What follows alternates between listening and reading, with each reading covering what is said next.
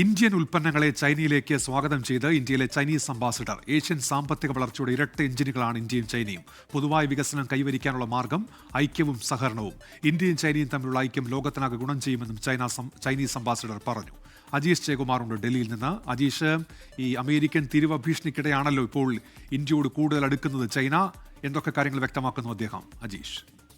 ഉന്മേഷ, ഇന്ത്യയും ചൈനയും തമ്മിൽ കൂടുതൽ അടുക്കുന്നതിന്റെ സൂചനകളാണ് ഇതിൽ നിന്ന് പുറത്തു വരുന്നത്. ഇദ്ദേഹം ഡൽഹിയിലെ ഒരു പൊതുപരിപാടിയിൽ പങ്കെടുത്ത് സംസാരിക്കുകയായിരുന്നു ഇന്ത്യയിലെ ചൈനീസ് അംബാസിഡർ. അദ്ദേഹം പറയുന്നത് US ഇന്ത്യക്ക് മേൽ ചുമത്തിയ അധിക തീരുവ അത് കനത്ത ഭീഷണിയുടെ സ്വരമുള്ളതാണ്.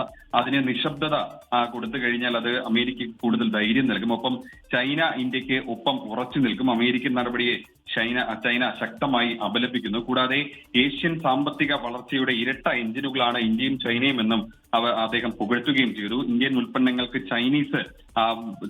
ചൈനയിലേക്ക് സ്വാഗതം ചെയ്തു അദ്ദേഹം സംസാരിക്കുകയും ചെയ്തു. ഇന്ത്യയും ചൈനയും തമ്മിലുള്ള ഐക്യം ലോകത്തിന് മൊത്തത്തിൽ ഗുണം ചെയ്യുമെന്നും തുല്യമായ ഒരു ബഹുദ്രുവ ലോകക്രമത്തെ പ്രോത്സാഹിപ്പിക്കുന്നതിന് നേതൃത്വം നൽകേണ്ട ഉത്തരവാദിത്വം ഇരു രാജ്യങ്ങൾക്കുണ്ടെന്നും അദ്ദേഹം പറഞ്ഞു. കഴിഞ്ഞ ദിവസമാണ് ചൈനീസ് വിദേശകാര്യമന്ത്രി ഇന്ത്യയിലെത്തി പ്രധാനമന്ത്രിയുമായും വിദേശകാര്യമന്ത്രിയുമായും സുരക്ഷാ ഉപദേഷ്ടാവുമായും ഒക്കെ കൂടിക്കാഴ്ച നടത്തി. എന്തായാലും ഇന്ത്യൻ പ്രധാനമന്ത്രി ചൈനയിലേക്ക് പോകുന്നതിന് കൂടിയേറ്റാണ് അദ്ദേഹത്തിന്റെ ഈ പരിപാടിയിൽ പ്രസംഗം നടത്തിയത്.